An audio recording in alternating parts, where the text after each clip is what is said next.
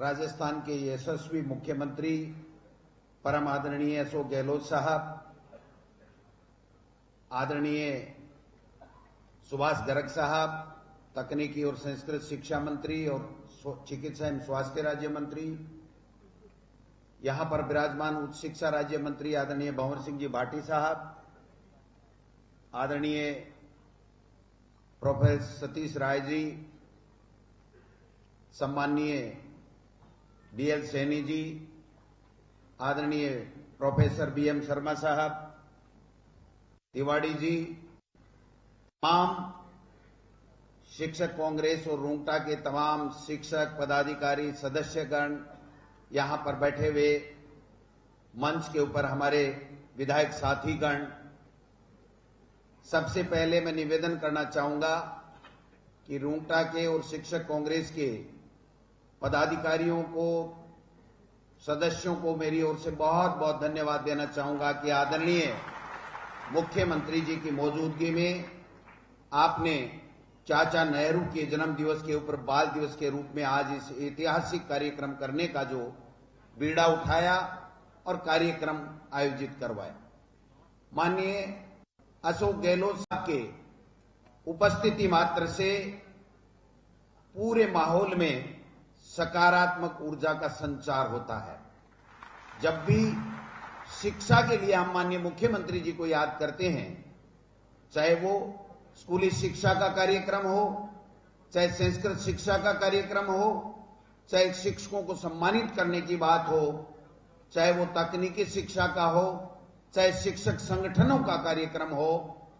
निश्चित रूप से वो हम सबको आशीर्वाद देने के लिए हमेशा आते रहते हैं, आशीर्वचन करते रहते हैं। मैं इनका धन्यवाद ज्ञापन करना चाहता हूं। जब से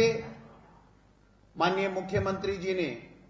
हम सबको दायित्व संभाला है, हमेशा जब भी मिलते हैं एक ही बात कहते हैं कि अगर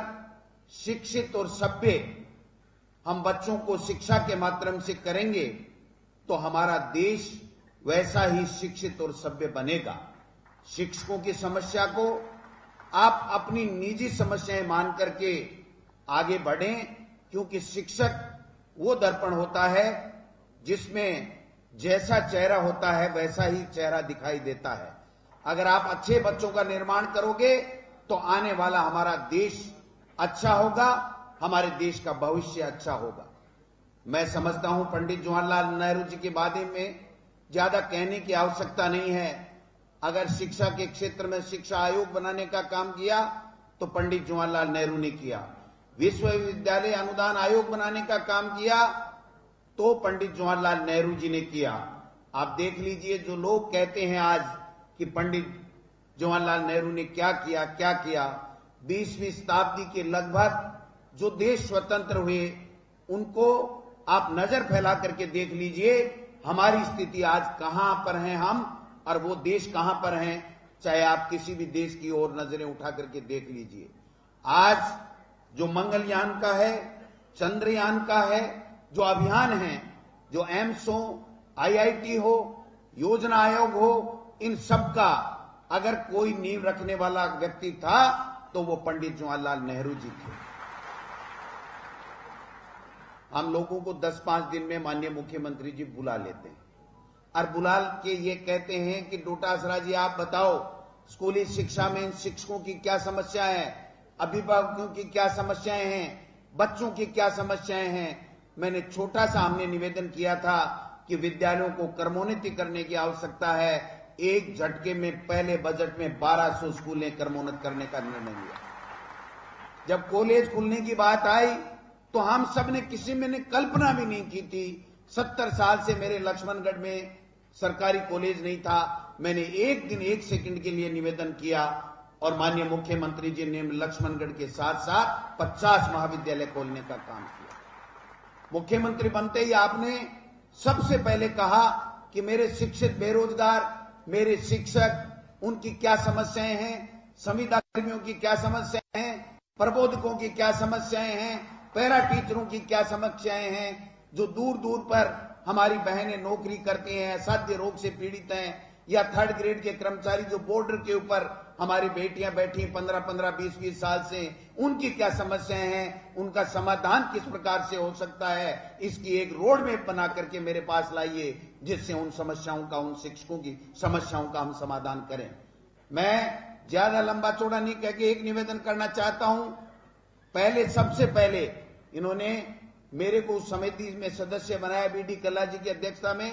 और ये कहा जल्दी से जल्दी 4 बार बुला के पूछ लिया कि आपकी कमेटी ने काम किया कि नहीं किया, कि पैरा टीचरों को क्या सुविधाएं देनी है, आंगनबाड़ी कार्यकर्ताओं महिलाओं को क्या सुविधाएं देनी है, किस प्रकार से इनको और ज्यादा सशक्त बनाया जा सके, किस प्रकार से शिक्षा कर्मियों को और ज्यादा सशक्त बनाया जा सके, किस प्रकार से ग्राम पंचायत सेवकों के लिए जो सहायक नियुक्त किए थे आनन फानन में भारतीय जनता पार्टी के लोगों ने, उनकी समस्याओं का समाधान कैसे किया जा सकता है। ये सारी की सारी बातें माननीय मुख्यमंत्री जी हर सेकंड हर मिनट अपने ध्यान में रखते हैं। कल परसों हमारे विभाग के अधिकारियों को बुलाया, मुझे भी सीकर से बुलाया कि आप आइए और मुझे वो बताइए कि मेरे शिक्षित बेरोजगार भाई और बहन जो सड़कों पे घूमते हैं नौकरी मांगने के लिए, उनको जल्दी से जल्दी नौकरी कैसे दी जा सकती है, इसका रोड मैप बना करके लाइए।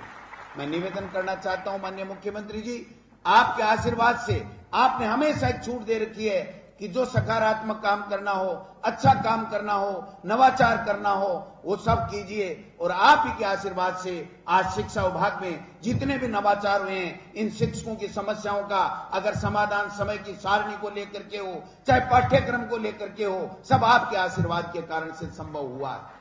मैं मानता हूं एक ट्रांसफर वाली ये जरूर है जिसमें सब संतुष्ट नहीं हो सकते, फिर भी मुझे मुख्यमंत्री जी ने परसों ये निर्देश दिया था कि मेरे पास या तेरे पास अगर कोई शिक्षक आता है, वो हमारे लिए सब सम्मान है, उसकी समस्या का तुरंत कैसे निस्तारण हो, ये आपकी जिम्मेदारी है। इसलिए मैं माननीय मुख्यमंत्री जी की मौजूदगी में आपको विश्वास दिलाना चाहता हूं कि जो भी समस्याएं आपकी हैं, यथासंभव जितनी हो सकती हैं, माननीय मुख्यमंत्री जी के आशीर्वाद से उनके समाधान का पूरा प्रयास करेंगे। आप में ताकत भरेंगे। कल परसों कोटा में विद्यालय के पूरे राजस्थान में माननीय मुख्यमंत्री के निर्देश के ऊपर संभाग स्तरीय सम्मेलन हुआ, और उस सम्मेलन में 1100 प्रिंसिपल आए, उनकी समस्याएं सुनी, उन्होंने बताया किस प्रकार से अच्छा कर सकते हैं। उन्होंने एक संकल्प लिया माननीय मुख्यमंत्री जी कि क्वालिटी एजुकेशन में आपके नेतृत्व में प्रदेश आज की तारीख में 2 नंबर पर है। आने वाले समय में जब रैंकिंग होगी तो ये स्कूल शिक्षा विभाग 1 नंबर पर राजस्थान आपके नेतृत्व में आएगा। इन्हीं शब्दों के साथ आपने मुझे मौका दिया, सम्मान दिया, इसके लिए बहुत बहुत धन्यवाद। जय हिंद, जय भारत। जन टीवी की लेटेस्ट अपडेट पाने के लिए हमारे चैनल को जरूर सब्सक्राइब करें और नोटिफिकेशन पाने के लिए बेल आइकॉन दबाएं।